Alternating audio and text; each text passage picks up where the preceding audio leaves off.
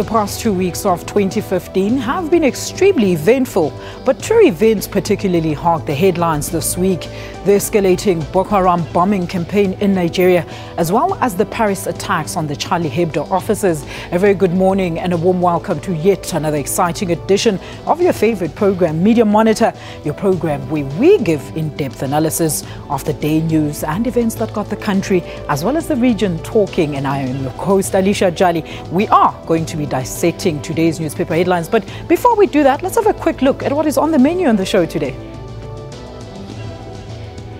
The Afcon tournament that finally kicked off in the host nation, Equatorial Guinea, yesterday.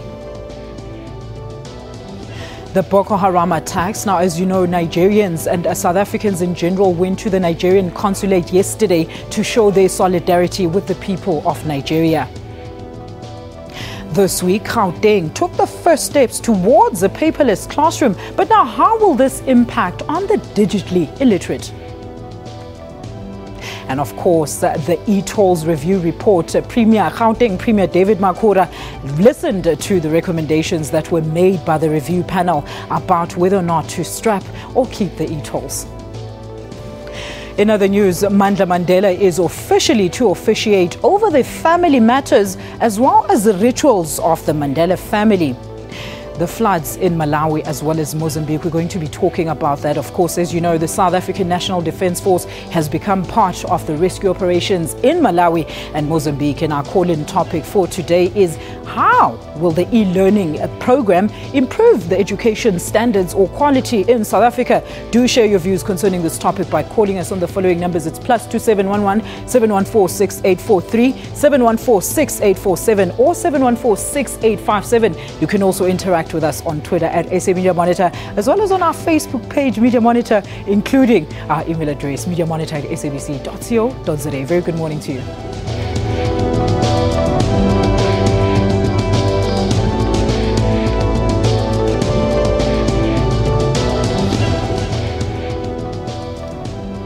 Our guest this morning, we'd like to welcome Mr. Mpumelelo Mkhabela. He's the Sowetan editor, as well as the chairperson of SANEF, and Ms. Rulali Baloyi, of course, SABC Radio News editor, making a return right here on Media Monitor panel. Before we have a look at what's making news headlines across the country, let's first, I just want to pick your brains about what you think about the Malawi floods and situation there. Rulali, what is your view? Well, tropical cyclones, that's what they are, and floods between January, February and March, we really do experience mostly in the south, in southern Africa, and it's inevitable. Maybe by February they will have moved to South Africa, but we don't know how strong those rains will be. But it's something that happens every year, and unfortunately we cannot plan for these type of situations, but they happen almost every year. Well, we have almost a similar situation in some parts of Mozambique.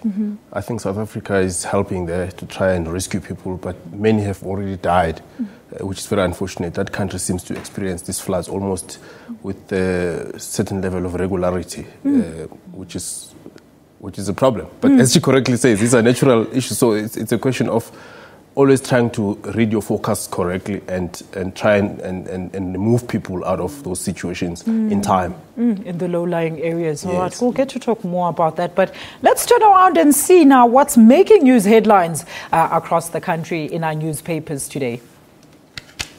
There it is. It is the Sunday Times, of course, leading there with Winnie faces a fraud charge for a forged affidavit. Now, it's apparently come out that Miss Winnie Madikizela Mandela actually applied or had a fraudulent report and affidavit when trying to actually stop the family meeting from going ahead at the Qunu home in, of course, in the Eastern Cape. Let's have a look at more news before we discuss that.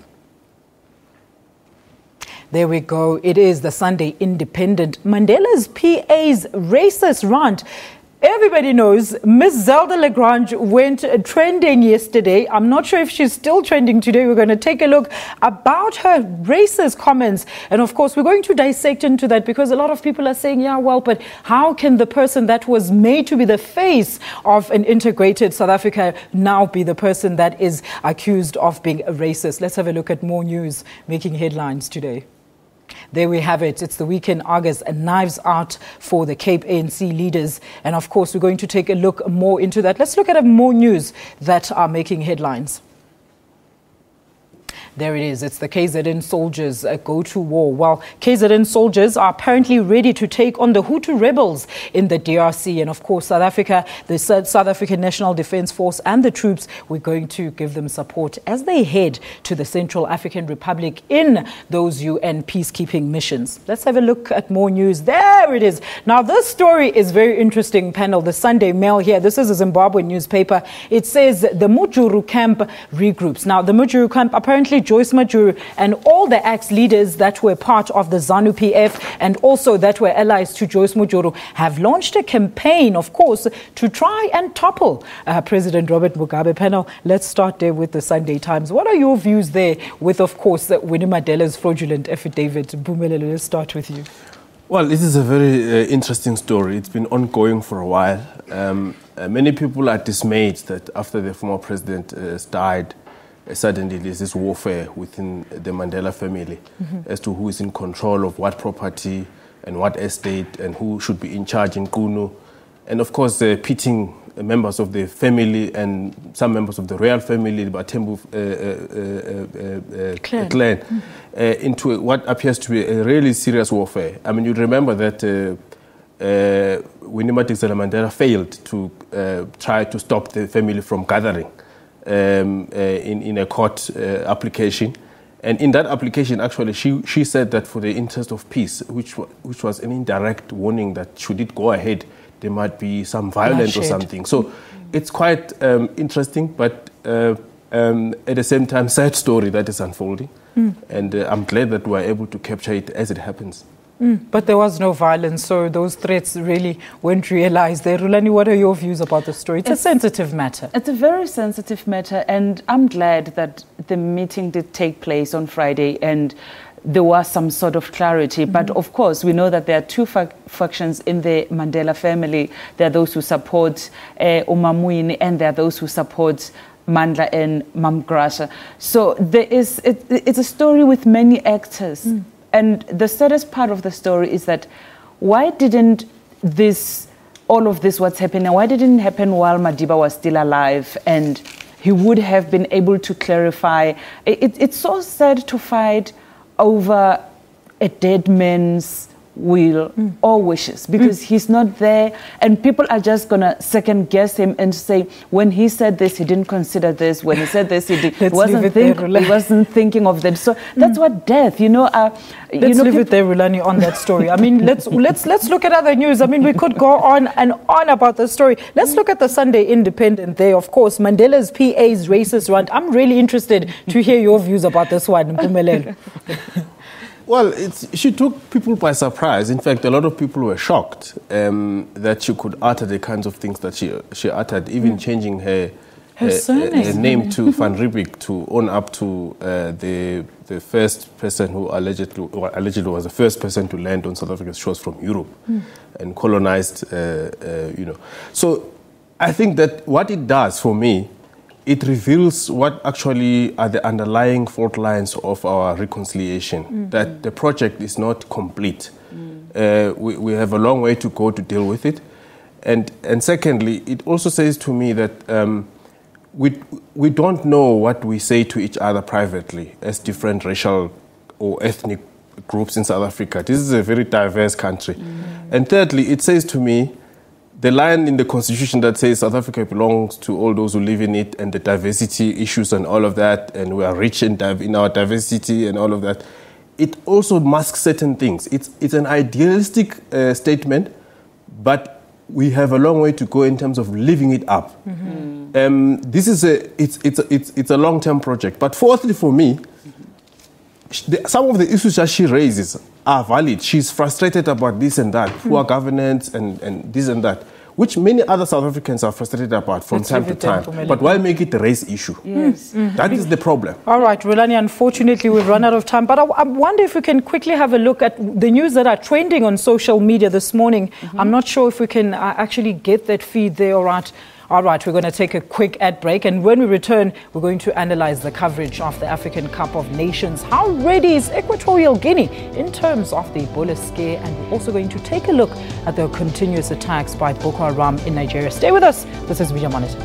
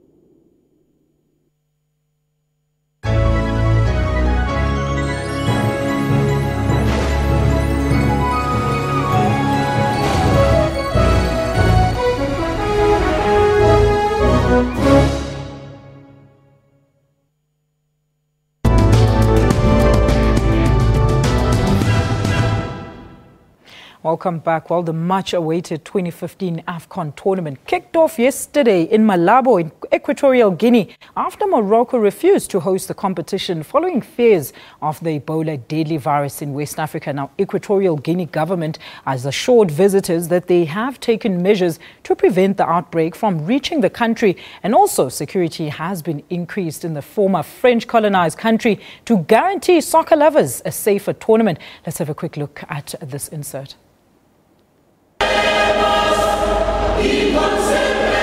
The moment the entire continent has been waiting for has dawned. The tournament was once in doubt when the original hosts, Morocco, pulled out citing fears of the deadly Ebola pandemic. But Equatorial Guinea, a country situated in Central Africa, pulled a rabbit out of the hat when they decided to host it at such a short notice. They had 2 months to prepare. The locals, mostly dressed in national colors, appreciated each and every moment. Equatorial Guinea has passed the first phase. The tournament has kicked off without any glitches. The country's president, Theodore Obiang Nguema, is passionate about football. He has personally paid for 40,000 tickets for fans to attend matches. That's SABC reporter Thabo Daniels. They're giving us a feel of what the opening ceremony looked like. In your views, Mpumelelo, do you think that Equatorial Guinea would have pulled off such a great performance for the opening conference for the tournament? Yeah, remember that they've done that before, so yes. That's why they're very confident. When Morocco pulled out and South Africa dilly-dallied and other countries were not sure whether to host, they raised their hands. And I think they did fantastically very well last night.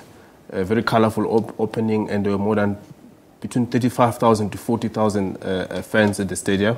So it was a very nice opening, and it was also very interesting to see in the grandstands people who come from some West African countries which are alleged to have, or which are known to be areas that are affected mainly by the Ebola virus. People are there, so it might be indicative of people being defiant of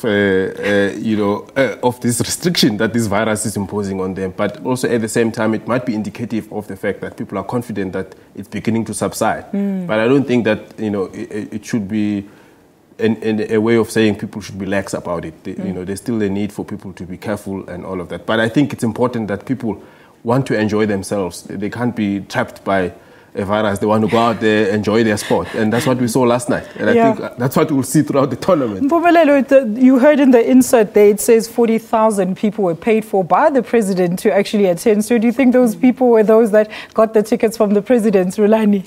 I think that he paid for different games. So there will be in every game. But I think it's a very good gesture from any president, from any leader, because we always say that our leaders should lead by example. He's saying to his people, we've got guests in our country, let's host them together. For me, it's a very good gesture. Whether it came from his pocket, from the government coffers, it doesn't matter, as long as he's been able to do that. And I think tomorrow we will be, as South Africa, we're going to be tested for the first time. We'll be playing Algeria, and that's the game that we as South Africa, we're really eagerly waiting to see how Uncle Shakes will be able to deliver. Because, I mean, he's really had a good success. I mean, in the past 12 games that he's played, he did very well, and 3 against Mali. I wish we could continue in the same way. Look, let's look at the big issue here, which is not the big elephant in the room. Have the Ebola fears been totally addressed by saying that, you know, we've beefed up security and we've taken all the measures? No. Well, you remember some of these countries, some of the West African countries have got strict travel restrictions now. So in a way, perhaps, you know, that could save the situation in that, you know, those countries still, people don't travel freely.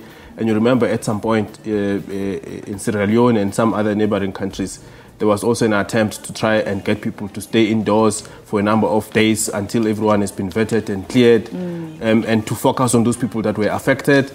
At the same time, many countries, including Western countries, have been, you know, pouring in a lot of help on the African continent, trying to shore up and beef up, you know, all of the detection mechanisms and try and set up clinics and all of those things. So there is a heightened awareness of it, you know, and I think, but doesn't mean that people should be lax. But also this week, the United Nations said Ebola remains a public emergency, a public health emergency in West Africa. Because when we look at the stats, there's 8,500 people who have been confirmed dead and 21,000 infections. They're saying they're seeing less people being infected in in Guinea, Liberia, and Sierra Leone, but the worst is still not over yet, according to the World Health Organization. Mpumelelo, what should then people that are going to this tournament, or are they, take into measures when going to a country that could possibly, you know, in such a big gathering, people could really be coming there with Ebola? What should people know? I think that people are now aware of how the virus is transmitted through body fluids and all of those things. So I think that, you know, there's reasonable information out there for people to know how you can contract this and how you can possibly avoid it. Coupled with the travel restrictions in those countries where this is rife, I think, you know, it's possible to have the tournament ended without, you know, a spread. But as I said, it doesn't mean that people should be careless. Should relax. Relani, very quickly.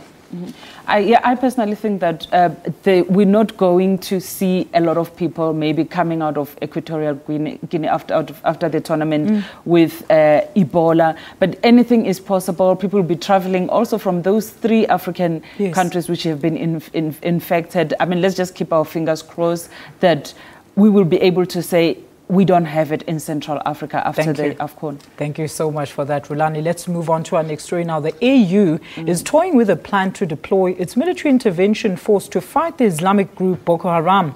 Military experts, however, warn that the security and safety of countries joining the AU forces would be threatened. Nigerian president called AU and UN to help fight the Muslim extremist group ahead of the elections. Morning Live's Leanne Manas interviewed a Nigerian journalist, Solomon Izang Ashams, who unpacked the attacks by Boko Haram. Let's have a quick look at this insert. If you look at the northern part of Nigeria, where Boko Haram started, it's a city called Maiduguri in Borno State. Now, the whole city right now is there's no cell phone network. Wow. You know, there's no way you could communicate. You have to come out of the state for you to be able to communicate. Schools are closed, businesses are down, everything has just been paralyzed. Kids don't go to school anymore, families are afraid to go out, and then there is Yobe State, which was a part of Borno, but became a state. The capital is Damaturu, the same thing.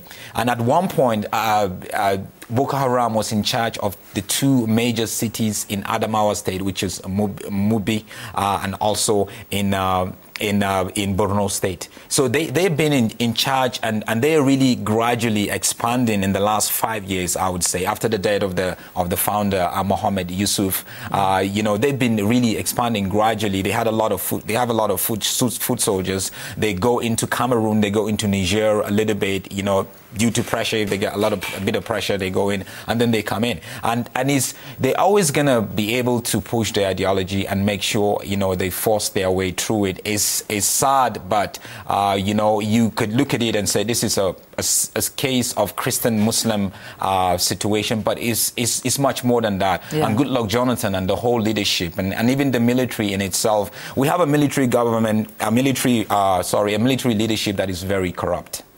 So if we really want to deal with Boko Haram in itself, the first step is to deal with corruption in the military, corruption in the political arena. And sometimes I actually do feel that, Goodluck Jonathan might be the last president of Nigeria. Wow. Maybe very soon in the next 12, 16 months, we might not have Nigeria with the way Boko Haram is going.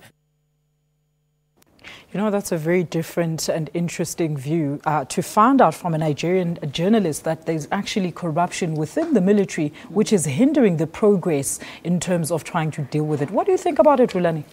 I think the problem with Boko Haram is that it's been able to infiltrate even government institutions.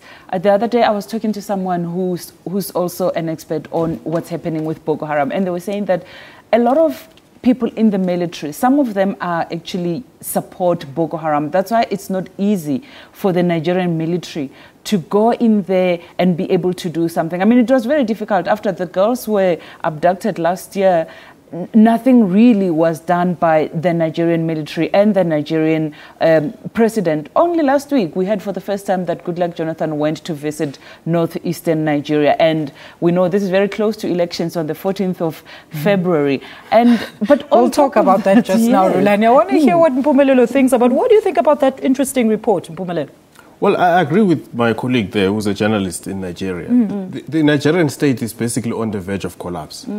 If a dissident group like Boko Haram could take over a military base and in fact take over an entire region without the government mounting any meaningful response, then of course the state is almost collapsing. And what is actually worrying is that this happens side by side as politicians are busy campaigning as if there's an ordinary country. Yes. I mean, what is it that the citizens are going to get out of those elections if they can't get security, which the politicians should be providing now? And what has happened now is that even the neighboring countries have become irritated now. Cameroon, Niger, and Chad, they've now decided to, Chad sent off soldiers just in the last 24 hours or so, because Nigeria is not cooperative. They were supposed to have formed a joint military unit as neighboring countries to fight Boko Haram. And that joint unit was supposed to be based in northeastern Nigeria, that very same area that has been bombarded by Boko Haram. Niger, Chad, and Cameroon had to withdraw their soldiers because Nigeria was not coming on board. So they feared for the security of their soldiers. They withdrew. After they withdrew, now they've come together because they've realized that on the shore of Lake Chad, Boko Haram has begun to infiltrate. It's now even troubling the security of the border of those countries. So they've now formed a unit to try and mount an attack on Boko Haram on their own. Of course, they are hoping that the Nigerian government will join, but with Nigerian soldiers, some of them allegedly falling under Boko Haram, they will never know who is the actual enemy here. So the Nigerian state, as it's constituted now, is so corrupt that it's unable to get legitimacy that is sufficient enough for it to mount a counter-attack on Boko Haram. And that is the problem. And Cameroon was able to kill about 143 members, over a 5-hour period, which means that if there was a will from the Nigerian government and if there was proper leadership, it would be possible for Goodluck Jonathan to actually infiltrate Boko Haram. I want to hear what the viewers at home are saying about this particular topic. Let's have a look at some of the tweets that are being sent to us by our viewers, of course, concerning this topic. Do we have those tweets? Yes, we do. Peter Date says, it seems the Nigerian government are the spokesmen of Boko Haram as they defend them every time. Example, the Chibok girls. Thomas Tyler says, the silence of leadership, the dismal failure of the Nigerian army, it all seems suspicious. Nkululego says, clearly the Boko Haram looks to be a step ahead of defense military of Nigeria. Well, it seems that those are the general sentiments. But what do you make of this now, panel? The safety and security of the countries that are going to be participating in this exercise of trying to combat Boko Haram is apparently at risk of revenge attacks. What do you think of this? Well, it's possible. But as I said, you can mount an attack on Boko Haram from outside. But without the necessary assistance from the Nigerian government, the Nigerian army, it's going to be very difficult. What I find actually tragically very ironic in this case is that Nigeria, as you know, has been for many years, has been one of the major contributors to the UN forces that are all over the continent trying to deal with security, including in the DRC, by the way. So they've got experience, very long, many years of experience, better than South Africa in dealing with conflict situations. Now they are confronted with that situation in their home country. And then there's a retreat, and Boko Haram is expanding. Yeah. All right, let's leave it there. Unfortunately, Roland, we've run out of time. And after the break, of course, it's our one-on-one segment with Mr. Derek Moore, who will be giving us insight into digital learning in South African schools. I know our viewers have quite a lot to say regarding this topic, so start sending those tweets. And we'll be back in a moment. This is Media Monitor.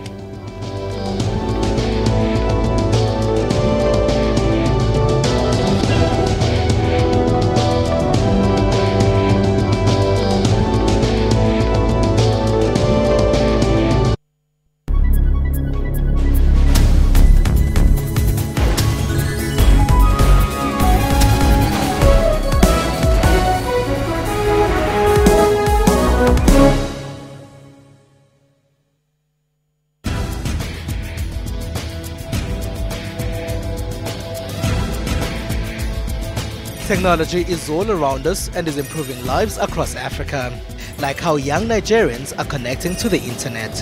There are doctors finding new ways to save lives in Cameroon, and the South African public transport system that is now getting Wi-Fi. We have gadgets, apps and loads more, some of which play a big role in Africa's growth. A huge part of this African growth is technological innovation. To find out a bit more about social media and technology news from here in Africa and abroad, join me, Siphumelele Zondi, every Sunday at 7:30 p.m. on SABC News. SABC, sharing 20 years of inspiration.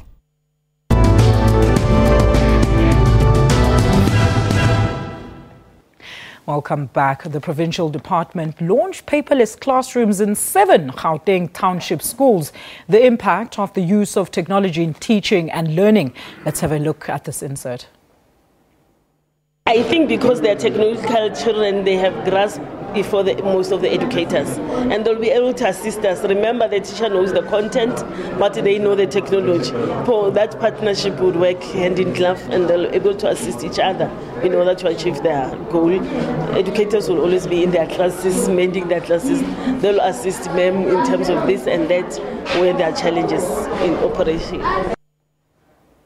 Well, I would like to welcome Mr. Derek Moore from the University of Witwatersrand, who will unpack the digital evolution that South African schools are currently experiencing. Mr. Moore, a very good morning to you. Thank you so much for joining us on Media Monitor. It's nice to be here. Thank you. Let's start with this, Derek. We're still battling with computer literacy. Now, how will this impact on the parents who actually are not literate? I think computer literacy is a very big gap that we need to think about. I think it's one of many gaps. Getting tablets into the hands of students is another gap. Giving students the opportunity to learn how to use these devices meaningfully is another gap. And the fourth gap is getting these devices used meaningfully in the curriculum. And we can talk about computer literacy But in actual fact, we need to talk about a range of different gaps and how we're going to address them. It seems like there's many challenges, as we've heard on the insert as well. People just don't know how the system is going to work. But while e-learning is a good thing for education, but does this mean that, you know, the books and the old methods of teaching are now just done and dusted, Derek?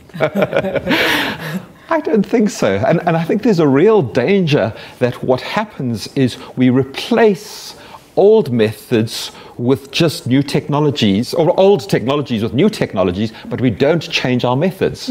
So, for example, once upon a time, I handed out a photocopied worksheet and I said, do this exercise. And then I would launch my computer and I would print out something and I would say, do this exercise, and they would do it. And then I'd write it up on my blog and I'd say, go to my blog spot, and I'd ask them to do this exercise and I'll put it on the tablet. And the point is, we actually are just not changing anything, we're just using different media. And for me, the question is if we want to really prepare our students for the 21st century, it's not just about the devices. It's about how we use the devices. And my concern is we aren't really articulating how we intend to use the devices. I'm hearing a range of different things, from no more blackboards, no more paper in classes. And I'm afraid paper's a wonderful invention. Blackboards are great. This is great also, but a new layer of technology is not necessarily does not necessarily have to replace another layer. Derek, look, maybe I should have started to ask you this question. What do you make of this improved project? I'm excited when people use new technologies. I mean, that's my job. But I'm also cautious in the sense that I think we need to remember that technologies have been introduced into education before and before and before. The Isaiah Blomstead, the inventor of the blackboard, said this is going to revolutionize education. It did at that time. It was fabulous. Film was claimed to revolutionize education, and it did.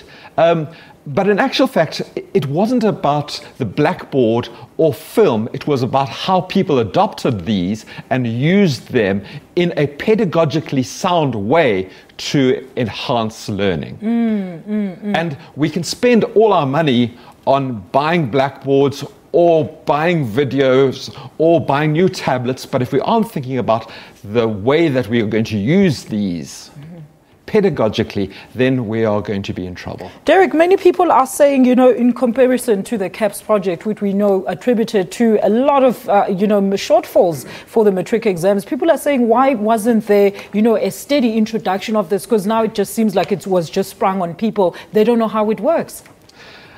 I think it was sprung on people, but I also think launching an EdTech initiative is very hard. There are such a wide range of stakeholders when you have to launch something. And there are different approaches. There's the spray and pray approach. And the spray and pray approach says, let's do as much as we can and hope that this is going to work. Derek, let's have a look at what the people at home think about this. Christopher M. says, the e-learning in Gauteng is a good idea, but this is not the time to implement it with a power grid in strain. And that was one of the big questions. We're going to talk more about that. Dean Nero says, traditional values such as hard work and studying cannot be replaced by technology. One of your points there, Derek. And Susan Adonis says, I don't believe so. Most of the intake happens in the class. E-learning will become just like the paperless office operation. Sanet Britt says, if electricity problems continue, e-learning will be negatively influenced. Yes. What do you think about those concerns, Derek? I think they're very valid concerns. Absolutely. And it points to infrastructure issues. It is not only about electricity, it's also about, are schools ready for these devices to be used? Do we have a wireless infrastructure in schools? Do we have a place where these devices can be stored safely and recharged? If we want to use new apps on these devices, is there a way of installing all those apps quickly? I mean, I've just bought 30 of these devices for Wits University, but I'm spending my time at the moment figuring out, okay, I want to charge and update these for a workshop that I'm running in half an hour's time. I'd like it to happen really quickly. In real time. In real time. And you've got to get your infrastructure in order to get that right. It's also about how people are seated. Are we going to still have students sitting in rows? Or are we going to have them in desks where they use these to work with each other and collaborate? Or is this just going to be replacing the textbook, and instead of opening your textbook to page 120, download your textbook and scroll down to page 120. If we're doing that, I'm not sure we're doing anything new. Derek, another issue that people are concerned about is, won't this new system then, be eligible for people to find a loophole to cheat? What's going to happen on that regard? Look, there's no doubt that this opens the boundaries of the classroom to the world. And I can type in something and look for something and copy and paste and say, this is my work. But the other side of the story is there's also technologies that help us to identify people who are cheating. Now, I'm not in favor of Big Brother, so I don't really want to monitor people and say, I distrust you. But there are technologies that allow a lecturer, so for example, to tell whether a person has just plagiarized something. The other way of looking at it, though, is sometimes we maybe need to reframe the exercises we set. And sometimes cheating is because we have just asked students to memorize things and not to understand and demonstrate and show their own understanding. And now, just before I let you go, Derek, there are also concerns that this new technology syllabus would, discourage the culture of reading. Do you agree? I don't agree, actually.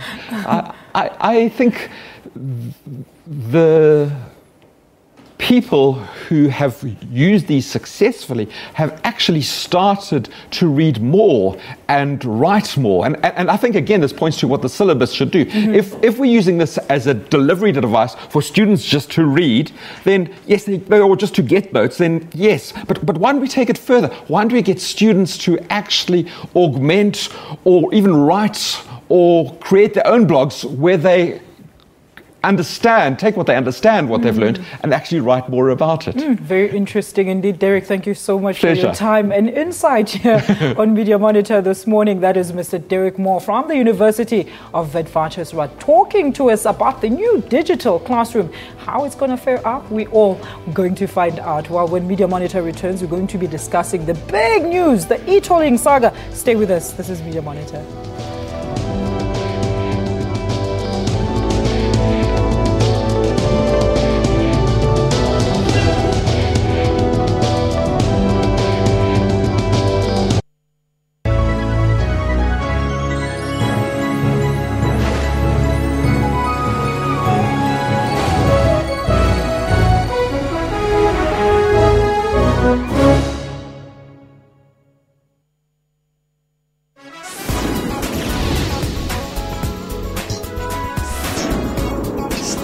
You can't have a gut feeling about other people's gut feeling. Ngaba has continued the tradition of passing stories onto the next generation using a platform that offers stories to a far more greater audience. Zombie no go unless you tell them to go. This is what the audiences all over the world knew Fela Kuti for. Join Musam Khalipi on Afro Showbiz every Saturday at 19:30 CAT.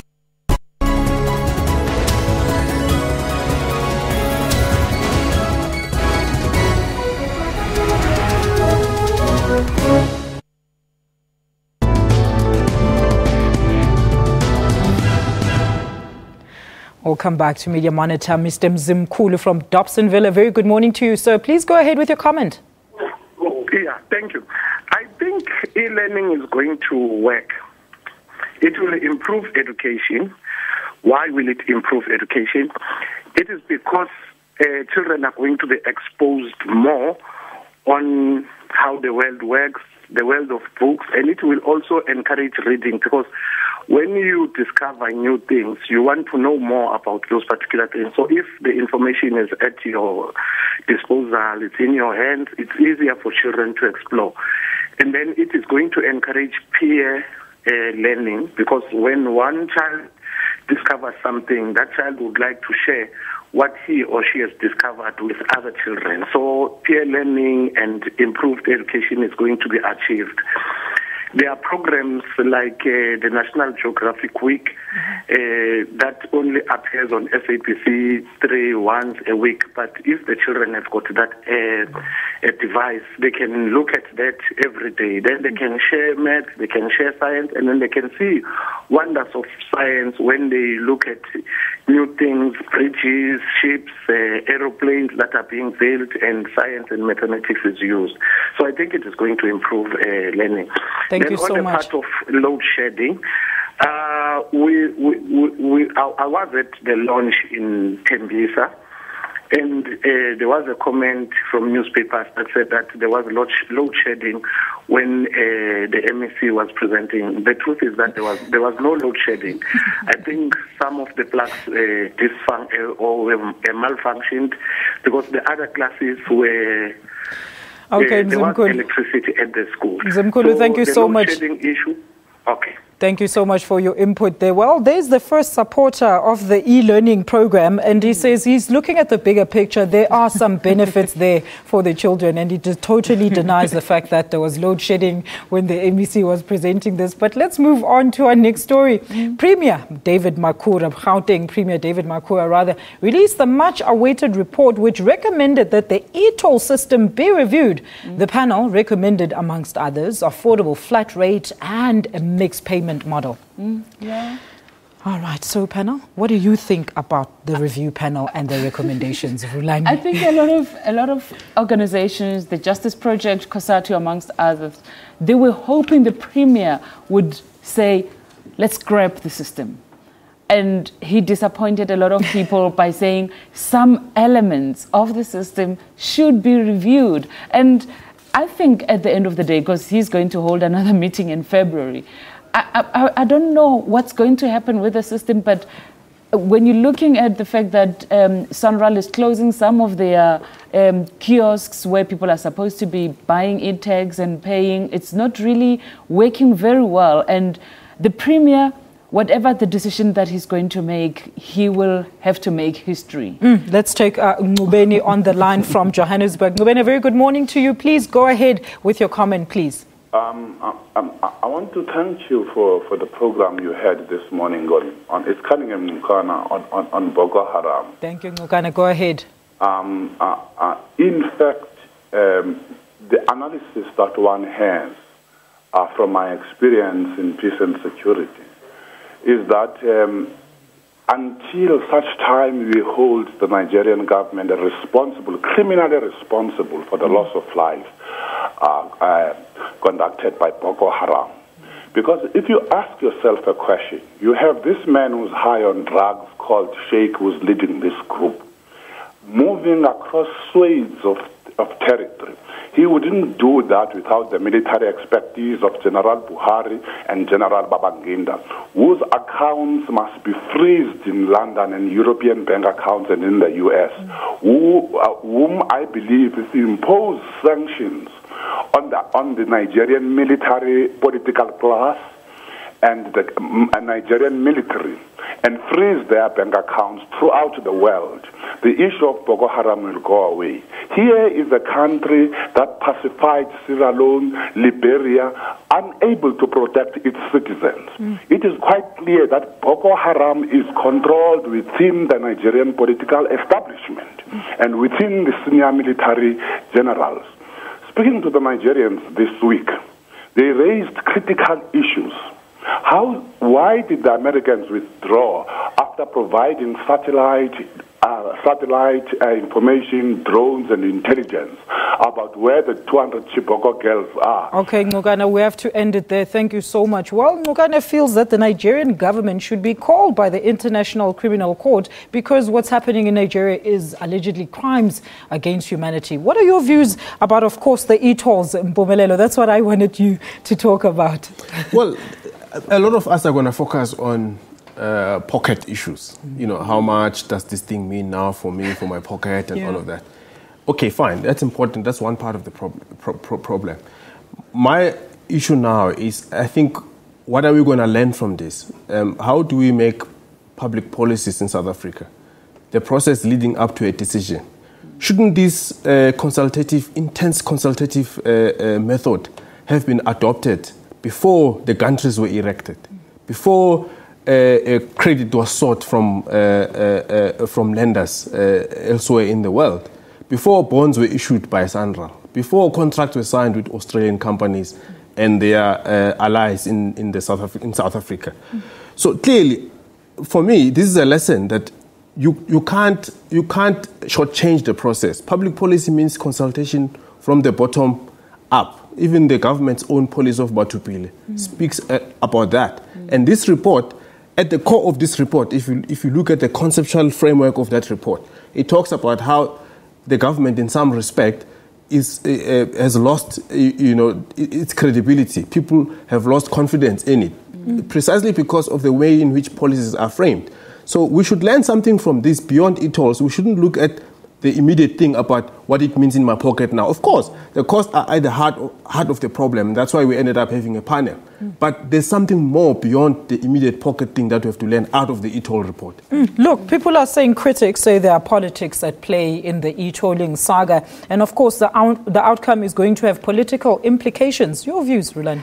Yeah, we must remember that during the 2014 general elections, Gauteng, the ANC lost more than 10% of their of the vote that they enjoyed. And for me, the ANC in Gauteng is very, very worried about the impact of e-toll, because they believe that if they're able to sort out the problem of e-toll in Gauteng, to a certain extent, politically, they would be able to regain the confidence of the Gauteng residents, and which is why we see the new premier comes in and he says, I'm going to put in a panel which is going to look at what is it that can be done differently. So it's all about politics. At the end of the day, we have the 2016 general election coming, the municipal elections coming in 2016, and the ANC is hoping to regain back the trust of the voters, maybe partly through the e-tolling resolutions. Mpumelelo, I see you smiling there when she mentions, what's going to happen in terms of the politics and the elections. Do you agree that it's politically motivated? Well, or has certain aspects of being politically motivated? I think it's very clear that there's politics. It's the intersection of politics and issues of the pocket and economics and policy making at the same time. Because you'll remember that at the last ANC provincial conference, the chairman of the ANC in the province, Paul Mashatile, made it very clear that the people of Gauteng are disappointed about the e-toll and they want change. And when SANRAL said, no, but look, this thing has been canvassed and you can't change it now, national government also joined in. He went to the extent of saying SANRAL must remember that it does not contest elections. So he made it very clear that this is a clear issue of the voters. The voters don't like the system. And as a representative of the voters, the ANC has no option but to listen to them and reframe the whole thing and restructure it to the manner that is acceptable. That's why I'm saying this is a great lesson on how to formulate public policy. Consult from the beginning. Don't think that whatever the idea, if you think it's brilliant, then it's brilliant for everybody. Calculate the cost. Think about its legitimacy. Sometimes a good idea, however brilliant, might not be fair in the eyes of the people. So a lot of the people in Gauteng, my personal opinion is that a lot of people who are affected by the e-tolls, especially in the northern suburbs, excluding the townships, a lot of them can afford, but they think it's unfair. They think they're being ripped off. Why do they think they're being ripped off? Because of the process followed. They didn't listen to them. Mpumelelo, those were very big issues that we discussed when the e-tolls were actually started. People were just concerned about the consultation process. Why were we not consulted and now we're left with a 50-something million bill that we know nothing about? Let's see what people at home are saying about this. Beyond X says at Makura is calling for another review to review the previous review on e-toll. He just doesn't get it. Remove them. Musa Wenkosi Mesa says it is better for the authorities together with the people to sit down and seek a solution together. But it is not easy. Simpiwa Madleliso says, Gauteng Premier Makura released the much-awaited e-tolls. It's a waste. Nothing substance presented. Very quickly, Mpumelelo. Well, I don't think it's a waste. I think that it's a meaningful report, and I think we should learn from it. And I think that ultimately, the credibility of the report lies in changing the e-toll system. Exactly. If nothing changes, then people are going to indeed be correct to say it was a waste of time. All right, let's leave it there. Rulani, I know you would have wanted to add more, but it's time for our final ad break. And after that, I'll get to ask my panel what they think will be making news headlines this coming week. Don't go away. We'll be back shortly after this.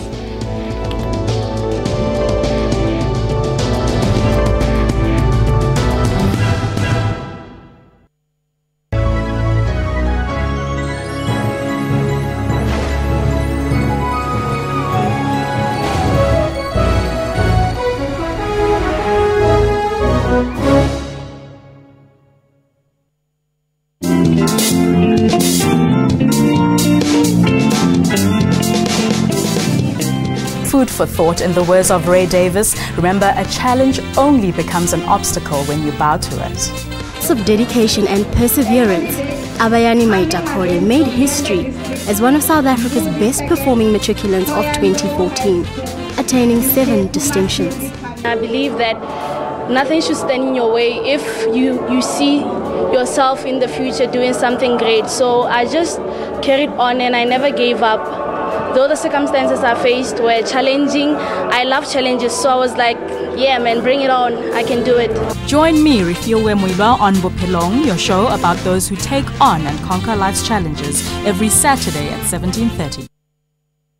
SABC, sharing 20 years of inspiration.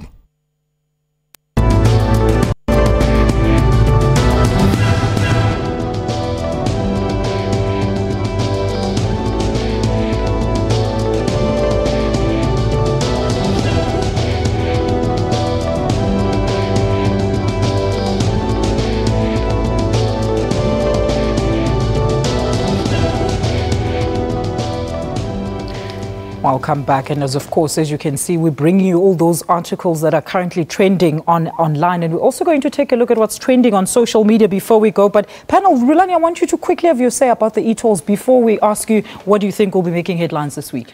I think politicians, when they are in power, they must always remember that it's the people who put them there, and whatever they are doing, the policies that they put together, they're going to impact on the communities that they serve. And I think, as Mpumelelo correctly said, it's a learning curve. We're still a young democracy in South Africa. We're still finding exciting things that really don't make a lot of pocket sense as far as our money is concerned. Thank you so much for that. Well, let's quickly have a look at the news that are making trends here on social media. There it is. It's Zelda, and it's of course Aziweke, that in relation to the Afcon 2015, and of course the new header there. It's called Zelda Does Not Even Know. Now they launched that after her Twitter rants yesterday, after she also changed her surname to Van Rieberg. And of course, who's that one? Jealous Listening also trending, and Vinny's house in Equatorial Guinea, Burkina Faso, Swansea,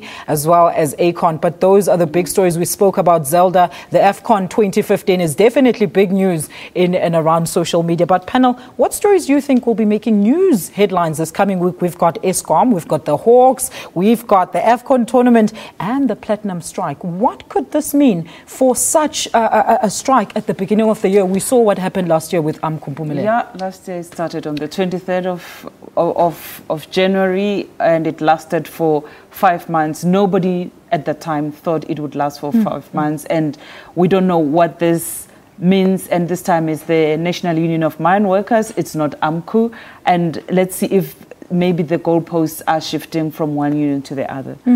Well, that's indeed a very interesting story to watch. Yeah. How far can they drag it this time around? And it also be interesting to watch to what extent could some of this industrial action be motivated by the rivalry between NUM and AMCU as they fight for membership in the sector. But another very interesting story here, which we must, I think all South Africans must watch very carefully, is the fight there in the Hawks between the head of the Hawks and the Minister of Police, Nathi Nhleko. So that matter is supposed to come back to court this coming week. So it will be interesting how it will be resolved. Very interesting. We're going to be looking at all those headlines from coming through all the newspapers in South Africa. Panel, thank you so much for your time and insight right here. It's been a great show this morning. Our viewers, your contributions and suggestions are highly valued. Remember, you You can follow us on Twitter at SA Media Monitor. Share your views and comments on Facebook. Do go to www.facebook.com/Media Monitor, and of course like our page. You can also email us your views about the show. Our email address is mediamonitor@sabc.co.za. Thank you so much for watching Media Monitor. Do join us again next week, and in case you missed our live show, remember you can still catch the repeat tomorrow morning. I know it's at 2 a.m. or go to our SABC YouTube link on www.youtube.com/SABC News. You have yourself a blessed Sunday. For myself, Alicia Jali, and the Q-Tip team, it's goodbye.